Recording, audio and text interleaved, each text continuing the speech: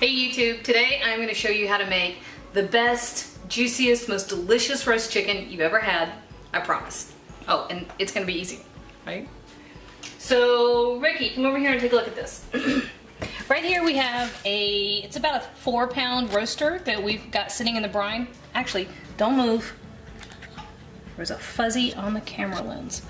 And it might still be there. All right, anyway, so about a 4-pound roasting chicken. Okay, these were 99 cents a pound, so they're dirt cheap. I love getting them when they go on sale. And this brine, super easy, salt, sugar, a few aromatics, ice water, boom. Ideally, you would let this sit for overnight, 8 hours, but at least 2 or 3, okay? I'm not gonna tell you how long that's been brining because it'd give me away. And over here we've got our prep stuff. You could, if you wanted to, use a roasting pan and a roasting rack. I actually like doing this better. A few more ingredients, but I love what you can do at the other end of the cooking process.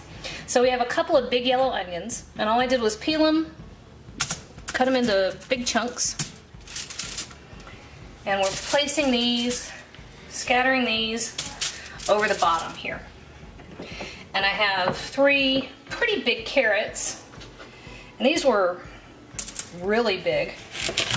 They're bigger than I would like to use in most recipes, so they're perfect for this. So if you get a couple of carrots that are just giant, here's what you want to do with them.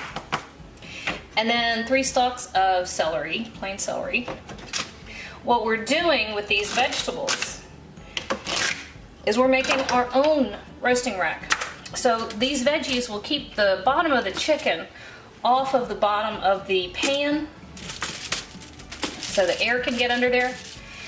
But the veggies will also roast as the chicken roasts, and they'll get nice and sweet, develop some amazing flavors, get lovely and caramelized, and then this will catch all the juices that are coming out of the chicken, right? So what we're gonna have in here is the basis for one of the most amazing gravies you've ever tasted in your life, I promise. All right, so we're clearing off our cutting board, and we're gonna grab our bird. Ah, that's heavy. Hang on a second, you stay there. I'm gonna drain a lot of this liquid out, just to make it a little easier to work with. Normally when I'm dealing with raw chicken, I like working as close to the sink as possible, just to make it easier to contain any juices or what have you that we may run across. But when we moved over here a few months ago, I realized this probably was the worst kitchen configuration for trying to shoot YouTube videos in the history of kitchens. There's one of the kids on there giggling. There we go. All right, so here's our bird. And we're gonna be working, don't worry about keeping all those veggies under there quite yet. We've got some more work to do. So here we go with some fresh herbs. And we have fresh rosemary, fresh thyme, and fresh sage. You can buy these in little blister packs at the grocery store. This particular group of herbs came in what's called a poultry blend. If you don't use tons of fresh herbs, or if you're only cooking for 1 or 2, that's a pretty economical way to do it.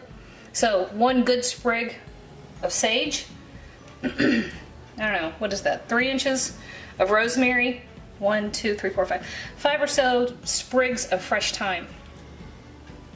And fresh thyme is probably my favorite herb. Then we have, I'm going to call this 5 or 6. I smashed them in order to peel them. I have a couple of big fat cloves of garlic. I have a couple that I broke apart. So let's say 5 or 6 medium cloves of garlic. And that's going to go in the cavity there. This is 1/4 of one of the onions that's underneath the bird. Sometimes, you know, you get a little bird, you don't have room for all of this. So just, you know, do what you can. And then I have a couple of lemons. I'm cutting it into quarters. We're gonna get at least some lemon in there. There we go. That's gonna work. And I'm gonna show you one other spot not to ignore. This is the neck. Sometimes this is so small a spot. There's not gonna be any place up in there. Yep, there it is, a little bit. So there's a little cavity right there where my fingers are. I'm going to take a little bit of the onion and a little piece of that lemon, and that's going to go right up under there too. These things are just going to perfume and flavor the bird from the inside. Okay, we are almost done, but I got to wash my hands real quick. Hang on, Ricky, give me a second.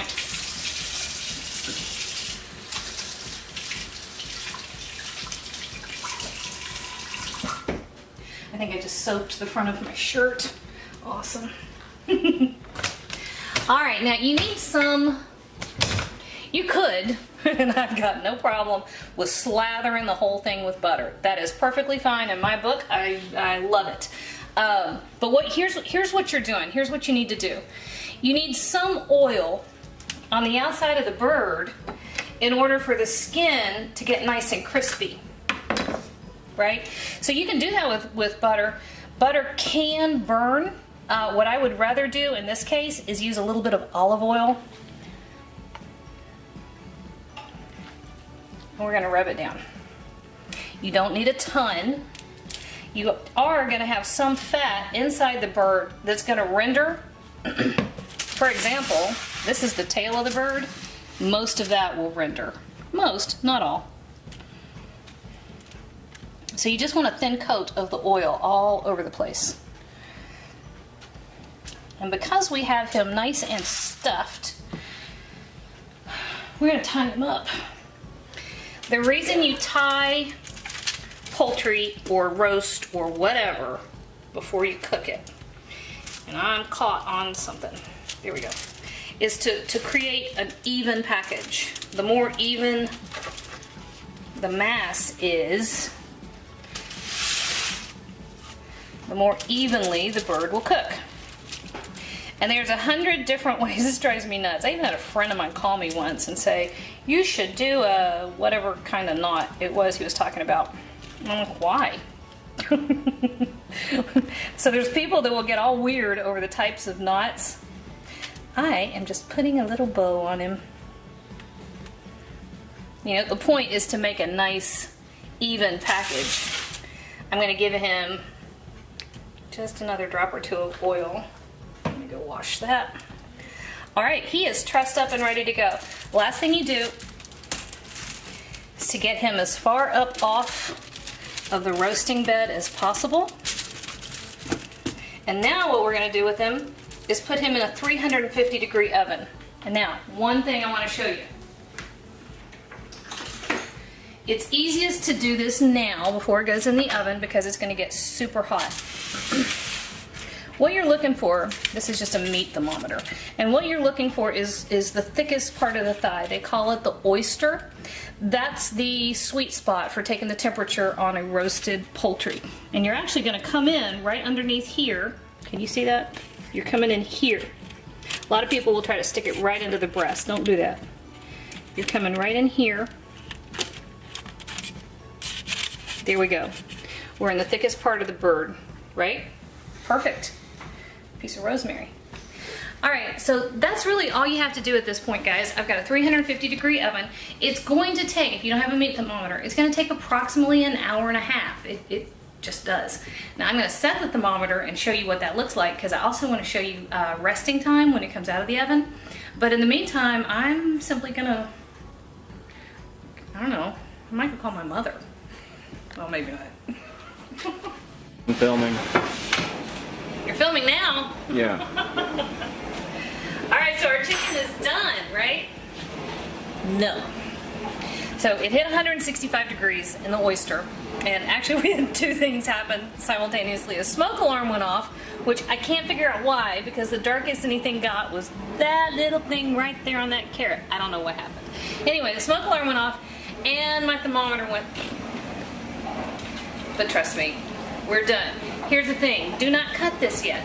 If you cut it right now, all the juices that have developed will go running out just right onto the surface. Not cool. We brined it, and we've roasted it correctly, and we want to keep it nice and juicy on the inside. So we're going to give it about 20 minutes to just sit here. Now while it's sitting here, I'm actually going to come over and shoot another video on how to make gravy. But for right now, this bird isn't going anywhere. We just roasted off this chicken and it has rested and it's time to carve it. And I know this is a part that kind of messes a lot of people up. And it's really, it's not that difficult, I promise. So this is how to do it. that was eloquent. Okay, so first thing you want to do is separate the legs, and you're going to pierce the skin right there between the leg and the breast. All right, Ricky, if you get in here too close, I can't use my knife. So you're just going to go around in a big circle, and you're going to open it up until you find that. See, you're gonna find, oh, there it is. You're gonna find the joint right there, and you're not going through bone. You're piercing the tendon that's in there. All right, see if you tell me if you can't see. Okay. So again, you're just going in a circle.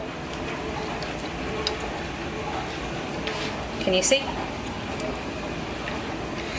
And you're separating. Sorry, don't let my arm block the camera. You're separating just until you can get your knife in the joint right there. There it is. Ricky! That's the first time you've spoken on camera.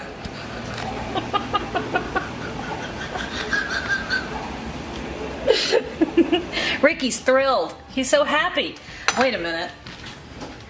Keep forgetting to open the dishwasher so it quits making noise. Alright, so we got the legs off, and the next thing I like to take off are the wings. And I will admit, I often have a hard time removing the entire wing back to the breast after it's cooked because they get very soft and hard to work with. So I'm taking, let's make the attempt and see how that works out.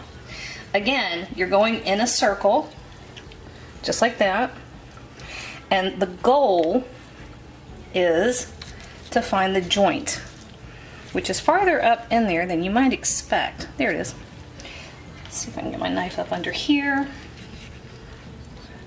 Here's the joint. Nope. There, oh, yep, that was the joint. See right there? It's one thing to do this when you're just doing it. It's another thing. I'm really trying to show y'all, or to keep it where I can show y'all what's going on. So I'm trying not to block the camera angles. And again, give yourself a nice little circle all the way around. And then there. I did not mean to roll him over that much. Okay, now, thighs. If you want to, you can pull out his stuffing. Alright, now this is rested, so it's not quite as blistering hot as it would be if it's right out of the oven, but it's pretty warm. Alright, so to do the thigh, you're going to pull it away from the body a little bit, and the more you loosen up the skin, aw, that crispy skin, I'm trying not to lose it. The more you loosen that up as you go around in your little circles, the easier it will be. And then as you open that up right there, there's the joint.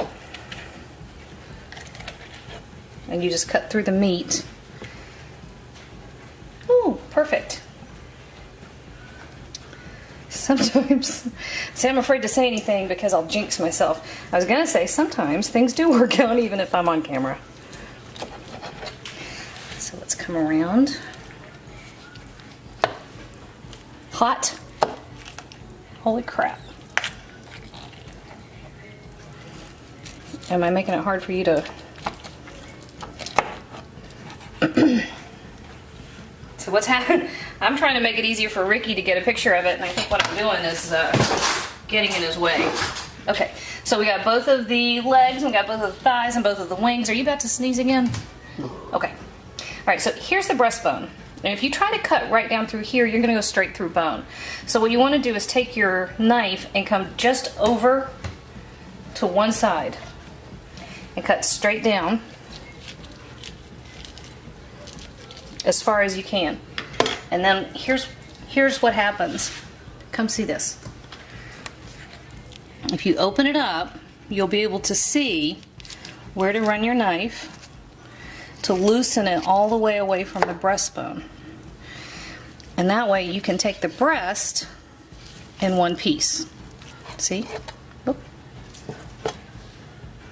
And then you pretend that you didn't cut the skin. I'm really good at that.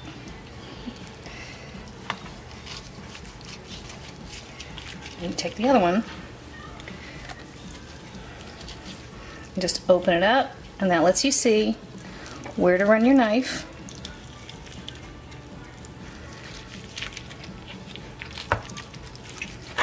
So you can take it in one piece. If this were not cooked, that right there would be a chicken tender. Ricky's favorite thing on the planet.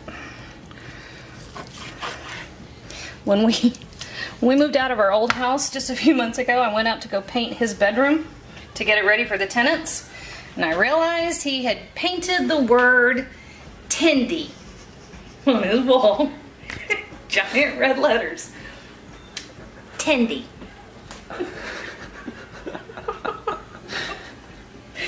So yes, I think we can safely say that's his favorite food.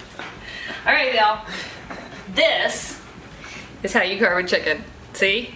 Stupidness aside, it's really, really easy. And once you've done it at a time or two, you'll be able to just fly right through it. Okay? So go roast a chicken, try it for yourself, and have some tendies. Hey YouTube, thanks for watching.